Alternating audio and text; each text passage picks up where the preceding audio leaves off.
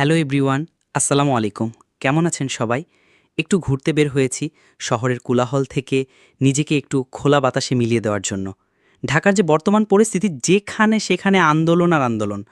যে যেভাবে পারে আন্দোলন শুরু করে দেয়। দেশটা মনে তার মামা খালুর। দেখেন, পদ্মা সেতু কত সুন্দরের চারপাশটা। আর এই সুন্দর যখন আমরা পদ্মা সেতুর উঠি, ভাই বিশ্বাস করবেন না, একটা আলাদা ফিলিংস কাজ করে আমাদের জন্য যারা আমরা দক্ষিণ অঞ্চলে বসবাস করি। তবে এই রোডে যে পরিমাণ অ্যাক্সিডেন্ট হচ্ছে, সবাই একটু সেফলি রাইড করলে আসলে এরকম হয় না। আমাদেরই সাবধানতা অবলম্বন করতে হবে। বাড়ি যাচ্ছি অনেক দিন পর, বাড়িতে একটু কম যাওয়া হয় চাকরির ব্যস্ততার কারণে। পরের অফিসে চাকরি করলে আসলে নিজেকে জেলখানায় বন্দি রাখার মতো অবস্থা। যাই হোক, শুকরিয়া আদায় করা উচিত। আমি মূলত ব্লগ করি না, এমনি ভিডিও বানাই, ভালো লাগে। তাই আমাকে একটু সাপোর্ট করিয়েন আপনারা। আমার পেজটার ফলোয়ার একটু কম আছে, সাপোর্ট করলে হয়তো আগানো যাবে। আর আমাদের এই ছোট জীবনে কত কিছুই না করে মানুষ।